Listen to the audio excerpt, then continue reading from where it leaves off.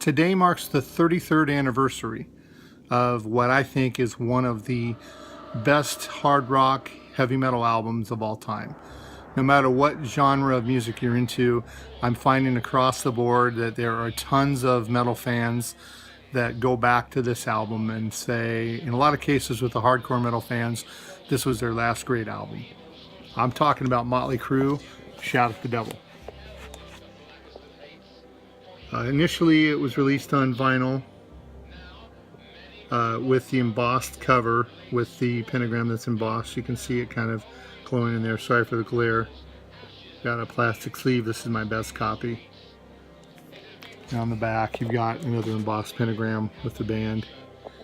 I don't know if you can see up close, but due to a lot of the religious fanatics that were out around the time, it doesn't seem to be that way so much other than online anymore, but it shows you would have religious people handing out pamphlets about Jesus and condemning people to hell for going to the concerts.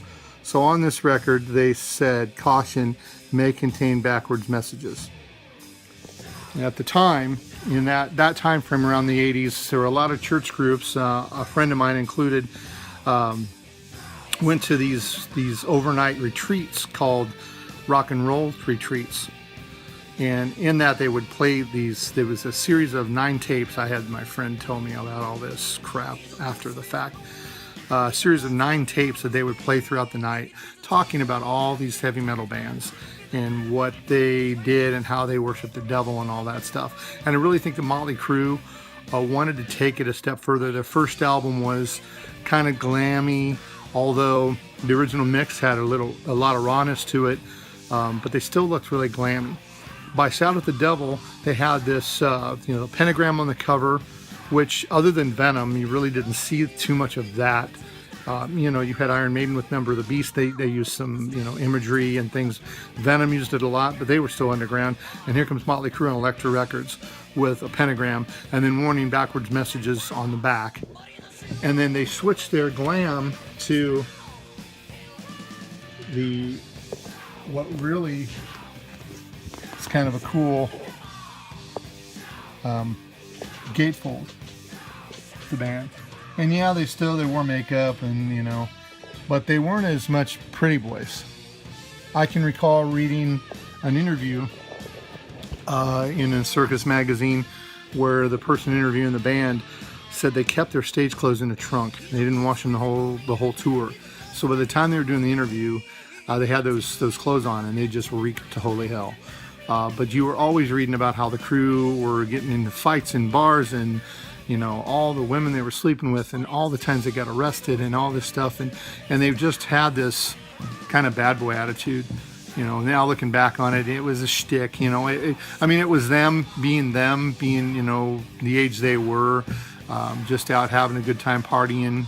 The excess is getting to them, and then they get money on top of that, just taking it over the top.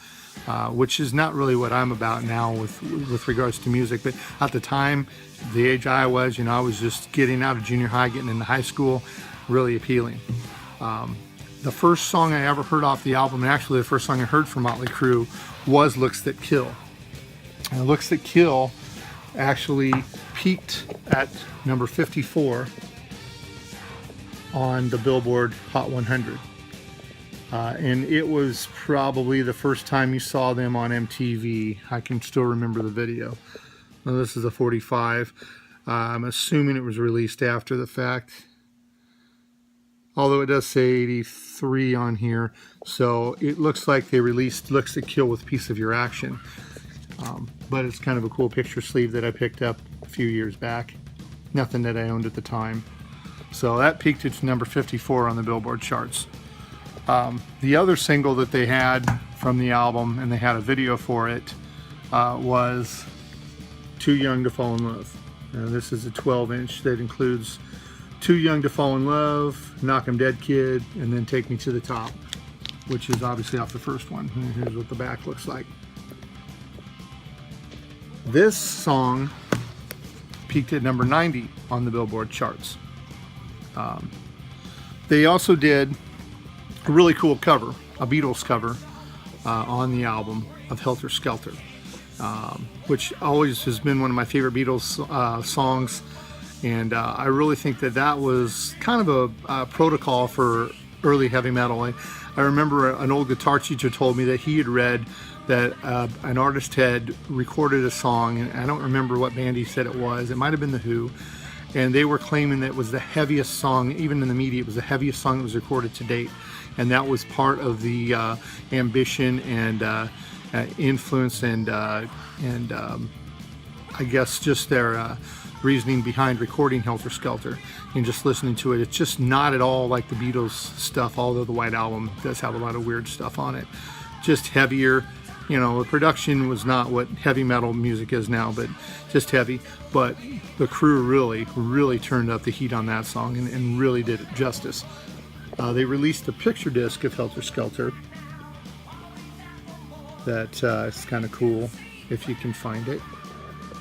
On the back, got another picture. And it includes, show you this, it came with a little sheet inlay, and it includes Helter Skelter and Red Hot on one side, and then Live Wire Piece of Your Action on the other side. So kind of a cool thing. And then on the back it's got a little Helter Skelter refrigerator with the lyrics to Helter Skelter on it. And it also came with a poster, which I'm not going to open up here in this video at the very beginning or at the end. I haven't decided yet. I will post a photo of my collection of Shout at the Devil era Mötley Crüe stuff for you to see the whole thing. Or you can go visit me on Facebook. Just look up John Cruz. You'll find me and check out a lot of my pictures and things. The actual album Shout at the Devil charted on Billboard to top 200 album charts at number 17. That's the peak position it came in at. And thinking about in terms of today, for a metal album to hit that high, especially this one, I think that's a pretty cool feat, considering that, in my opinion, this is the heaviest that Mötley Crüe ever got. And it wasn't about, there were songs about sex, but you had songs like 10 Seconds to Love, which is pretty much not the same as, you know, love songs and Without You and all that other stuff that they did later on, Girls, Girls, Girls. It was more in your face. You know, they had Knock 'Em Dead Kid was dedicated to the LAPD. Red Hot was damn close. You know, there's some double bass in there. Some black metal bands have covered that song. Cool. I've heard some cool covers of Red Hot. You got the song Bastard, which again is just freaking heavy as hell. The instrumental God Bless the Children of the Beast, which the song is beautiful. It's a nice little short little instrumental, but the title itself is just kind of, you know, it kind of grabs you a little bit and takes you back. Maybe not so much now, but back in the day.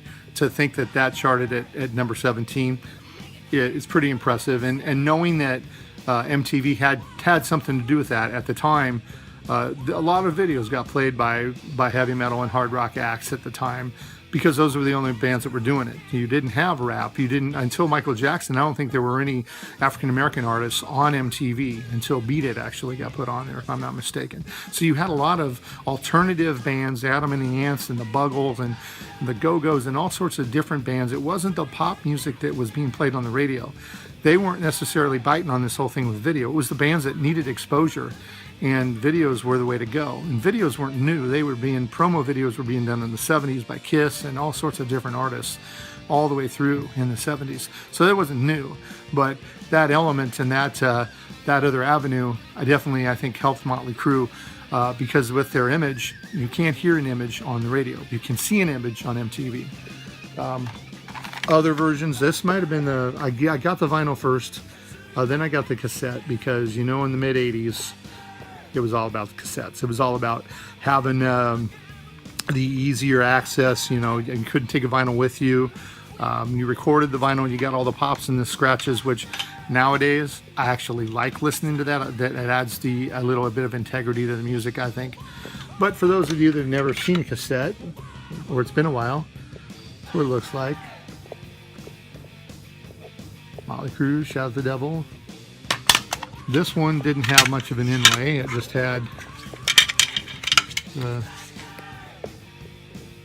just basically in the album it had pretty much the same stuff, and I think it does list the backwards message thing in here.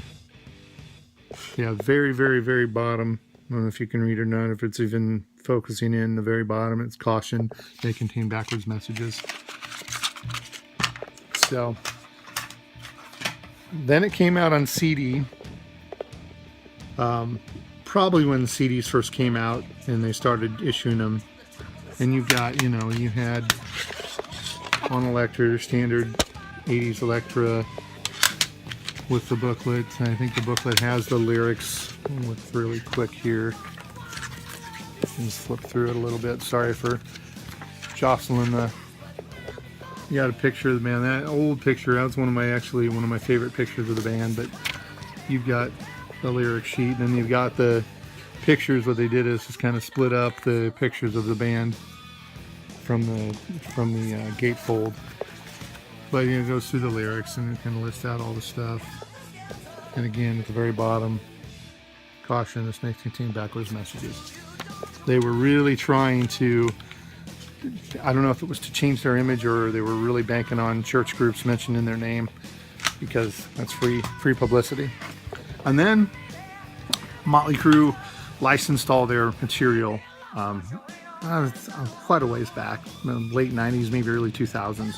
And they did the Crucial Crüe reissues, which were very cool. And they reissued Shout at the Devil. And I got this mainly for the extra bonus tracks.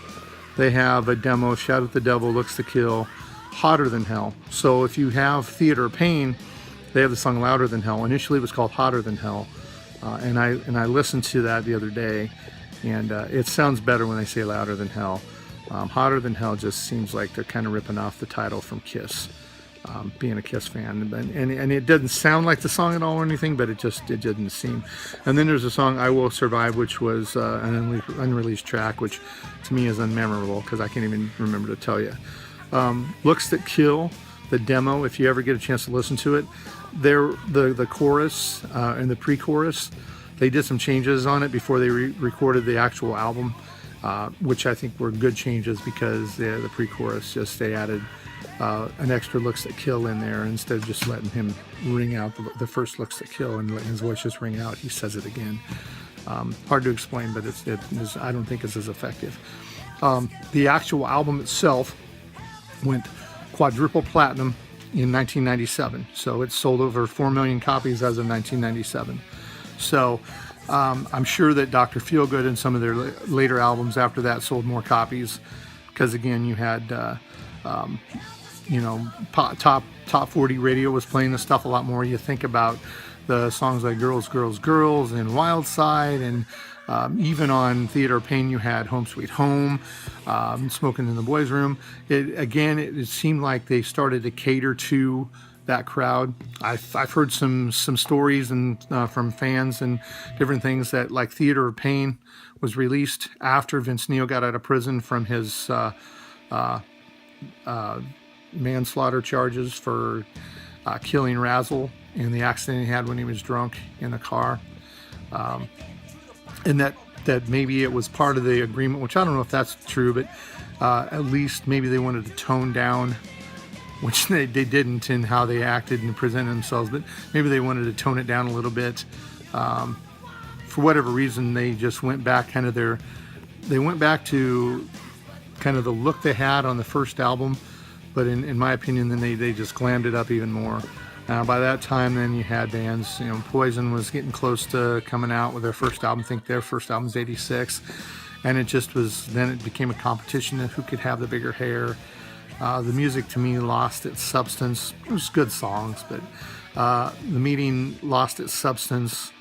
And the music lost its substance, and it just didn't have the same feel. Plus, when you start listening to heavier stuff around that time, it's even harder to get into. So anyway, Mötley Crüe, Shout at the Devil, 33rd anniversary, makes me feel extremely old, because I had it back the year it came out, and I would say I was probably 14 years old at the time it came out.